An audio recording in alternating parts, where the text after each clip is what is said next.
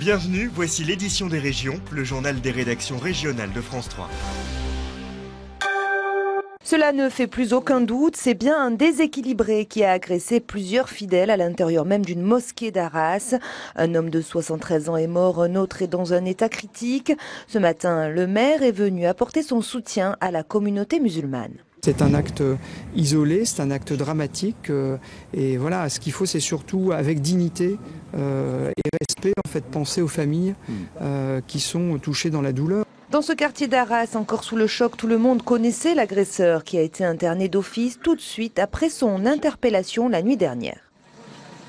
Il est 18h30 hier quand les premiers fidèles se réunissent dans la mosquée An-Nour pour la 4e prière de la journée. C'est alors qu'un homme âgé de 32 ans fait irruption dans le lieu de culte. Armé d'un gourdin, il s'en prend violemment aux fidèles présents.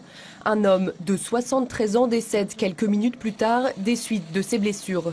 Son fils connaissait l'agresseur. On savait tous qu'il avait ce problème psychiatrique, donc malheureusement ça y allait, on arrivait toujours un peu à le contenir, on avait toujours un peu le négocier un peu à chaque fois, mais bon, là cette fois-ci il a pété un plomb, quoi. En tant que musulman, on sait très bien que ce qui est écrit, on ne peut plus aller en arrière, donc voilà, c'était le destin, point barre, il devait mourir ce jour-là. Voilà. Mais bon, on ne s'imagine jamais de cette façon-là, on s'imagine toujours une mort comme n'importe quelle une maladie ou d'un arrêt cardiaque ou n'importe quoi, mais pas de cette façon. Un autre fidèle âgé de 63 ans est lui aussi la cible de l'agresseur. Grièvement blessé, il est transporté au centre hospitalier de Lille. Il est encore aujourd'hui dans un état critique. L'auteur présumé de ces agressions est considéré comme déséquilibré. Il avait déjà fait parler de lui dans le quartier, habitué des disputes dans plusieurs lieux de culte. L'agresseur a été placé dans la nuit en hôpital psychiatrique. Une cellule psychologique est ouverte.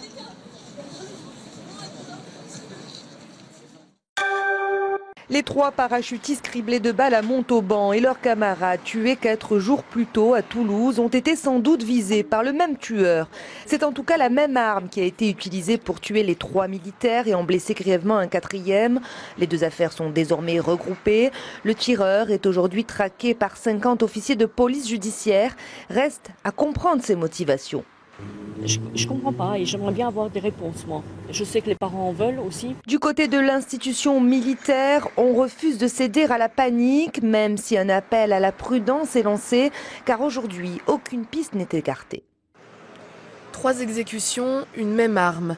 Les résultats de l'expertise balistique ont confirmé hier qu'à Toulouse comme à Montauban, c'est le même pistolet automatique qui a été utilisé. Les balles tirées à Montauban et celles tirées à Toulouse proviennent d'une seule et même arme.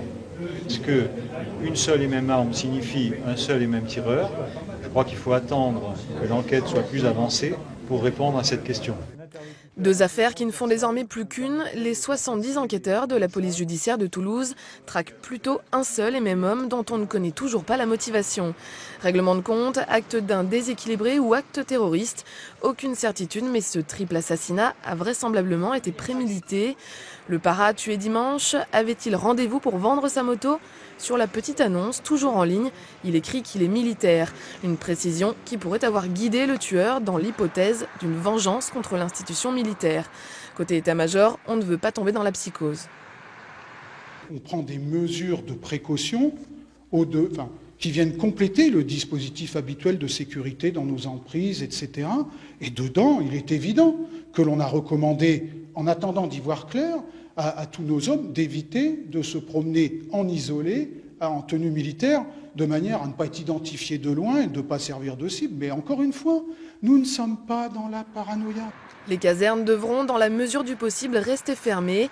Le 3e parachutiste atteint à Montauban est toujours entre la vie et la mort. Sa famille est attendue à son chevet. Les éboueurs de l'agglomération lyonnaise campent sur leur position. Ils ont voté aujourd'hui la reconduite de la grève jusqu'à lundi. Ils protestent contre la privatisation d'une partie des collectes et ne veulent plus travailler le samedi. Ils se disent plus que jamais déterminés. Ça peut durer des mois, il n'y a pas de date butoir. Je vous dis tant qu'on n'obtiendra pas, tant que les mecs sont chauds et qu'on n'obtiendra pas, on restera. La communauté urbaine du Grand Lyon a assigné en justice plusieurs responsables syndicaux pour entrave au droit du travail. Ils sont convoqués en référé lundi au tribunal administratif. Des produits dangereux, inflammables, voire explosifs, manipulés en pleine zone urbaine. Les maires de 3 villes de Seine-Saint-Denis, Drancy, Le Bourget et Duny demandent le déménagement de la gare de triage de Drancy-Le Bourget, qui fait courir des risques mortels à la population. Une information révélée par un rapport. Dans ces wagons, du chlore, de l'ammoniac, des hydrocarbures, des matières inflammables, toxiques ou radioactives très dangereuses. Aux alentours, des habitations, un hôpital, des lycées ou encore l'aéroport du Bourget. Lors d'une conférence de presse, les élus des communes limitrophes ont voulu briser le silence. Nous alertons la population parce que nous avons découvert dans un rapport qui nous était caché par l'État que la gare de triage Drancy-Le Bourget est une gare qui représente plusieurs usines chimiques. 4000 wagons dangereux qui sont triés chaque année ici. Il y a 220 000 habitants qui sont en danger. Ce n'est pas les 220 000 habitants qu'il faut déplacer. Ce sont les wagons dangereux qui ne peuvent pas être triés en zone urbaine dense alors qu'il y a souvent des accidents. C'est un rapport de la Direction régionale de l'environnement et de l'énergie qui le révèle. En cas d'accident, une zone de plus de 2 km serait concernée. Aucun dispositif de sécurité n'est officiellement prévu, alors même que cette zone fait partie du projet d'aménagement du Grand Paris. On va avoir une gare, théoriquement, avec la ligne B, la ligne tangentielle, le métro du Grand Paris. Autour de ça, on nous dit, voilà, on peut faire des logements, on peut accueillir de nouvelles populations, il faut densifier en première, deuxième couronne. C'est la demande qui nous est faite, c'est totalement contradictoire avec les périmètres de danger que ces wagons de fret de matières dangereuses font exister. Craignant une catastrophe du type AZF, ces élus exigent le contournement des zones urbaines. Une solution jugée trop coûteuse par la SNCF qui, elle, n'a pas souhaité répondre à nos questions. Le Calvados voie rouge, des poussières en suspension sont à l'origine d'une pollution aux particules en Basse-Normandie. L'alerte maximale a été lancée par la préfecture dans l'ensemble du département. Les autorités sanitaires recommandent à la population d'éviter toute activité physique intense. Alerte rouge, la pollution envahit l'air du Calvados. Aircom tire la sonnette d'alarme. Ces machines détectent plus de 80 microgrammes de particules fines par mètre cube d'air. Pour vous donner une idée, dans le volume de ce petit stylo, de ce petit bouchon de stylo, nous avons jusqu'à 500 000 de ces particules. 500 000, ce qui est un nombre énorme.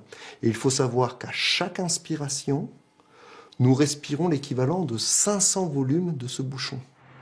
Ces particules proviennent de combustions humaines. La pire de toutes, c'est bien sûr celle issue de la circulation routière. Ajouté à une météo anticyclonique, le cocktail est explosif, surtout pour la santé des personnes les plus vulnérables. Jeunes enfants, personnes âgées ou à la santé fragile. Pour les plus jeunes, on recommandera de s'en tenir aux déplacements obligatoires au quotidien, d'éviter les promenades. Pour les à partir de 6 ans, d'éviter l'activité sportive. Pour tout le monde, si on a une activité, plutôt la faire en début de journée qu'en fin de journée. Avec la pluie attendue, la qualité de l'air devrait s'améliorer. Autre pollution, cette fois-ci plus mystérieuse dans le Jura.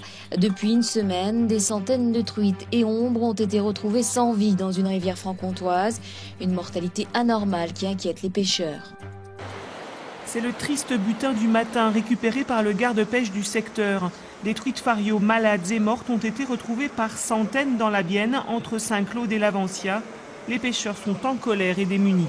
Il y a un peu plus de concertation avec les pêcheurs, puis qu'enfin on nous écoute, qu'on se mette tous autour d'une table, et puis avec tous les services concernés, les biologistes, les spécialistes, qu'on essaye de faire quelque chose. On ne peut pas laisser un cours d'eau comme ça mourir sans rien faire, c'est pas possible, c'est insoutenable.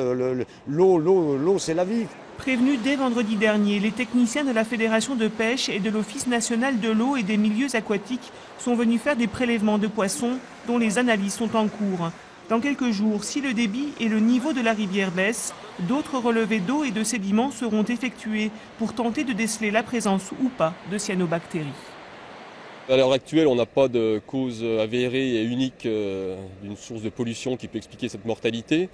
Après, par expérience, on sait que, notamment avec ce qu'on a vu sur le Doubs et la Louque, c'est une multitude de facteurs qui déclenchent en général les mycoses sur les truites.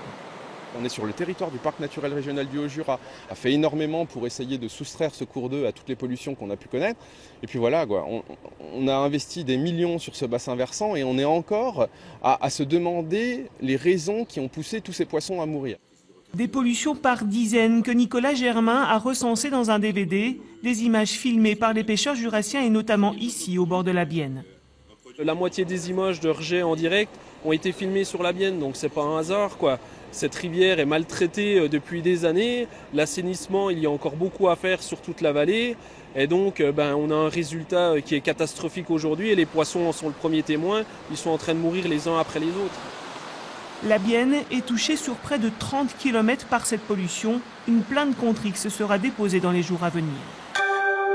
Elle est la reine des fleurs, l'orchidée, dans le Nord-Pas-de-Calais. Cette plante exotique fait l'objet d'une exposition internationale. Près de 15 000 visiteurs sont attendus jusqu'à demain à l'abbaye de Vaucelles. L'occasion pour le public de découvrir de nouvelles variétés créées par des horticulteurs du monde entier. La difficulté pour les jardiniers, c'est de la faire fleurir. L'orchidée peut paraître capricieuse, exigeante, mais ce sont 1000 détails qui composent le secret de cet épanouissement généreux. Un concours a déjà distingué les fleurs et les cultures les plus exceptionnelles. Ici, le premier prix de l'exposition, pas forcément la plus spectaculaire des orchidées. On juge la culture sur plusieurs années, la floraison, la taille de la plante, beaucoup de critères entrent en jeu. Et là, on a quand même une plante exceptionnelle par sa floraison, puisque en général, une orchidée, on a une fleur, voire deux, et là, on a quand même une profusion de fleurs, on va dire. Donc c'est une plante qui a, depuis de nombreuses années, été très bien cultivée par son propriétaire. Beaucoup d'espèces rares, non commercialisées, mais aussi des hybrides.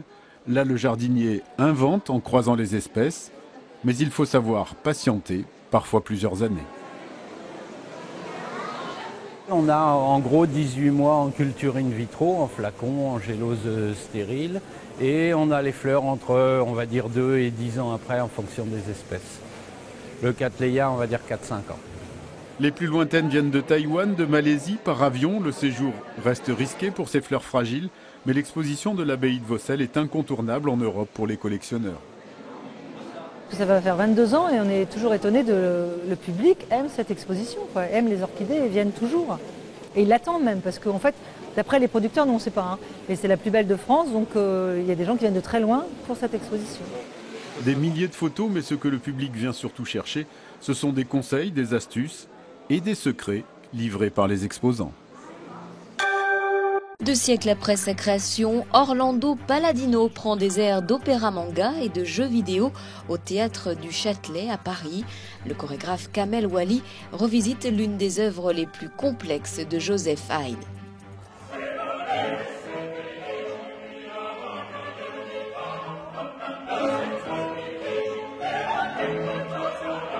Quand cet opéra a été créé au XVIIIe siècle, c'était un opéra complètement fou, mais je crois qu'il reste encore complètement fou.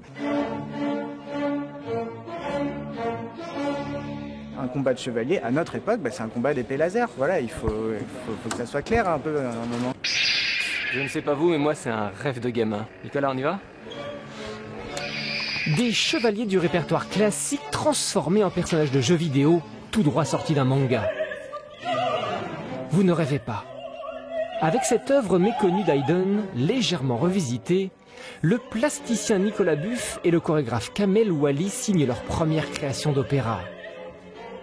Un regard décalé sur cette grande fresque chevaleresque qui déjà en 1782 était considérée comme loufoque. Et c'est vraiment, attention, un tour complet des bras. Aujourd'hui, avec l'apport de la danse, Kamel Wally assume parfaitement cette relecture. Dans la création, je me suis pas dit, ça plaira, ça plaira pas. Vraiment, l'idée, c'était d'être en accord complètement avec mon univers et mon travail, avec tout mon matériel que j'ai l'habitude d'exploiter. Je suis un metteur en scène qui vient de la danse. Donc la danse est très présente, le mouvement est très présent. Orlando Palladino, une musique magnifique pour une esthétique plus proche de la pop que du lyrique.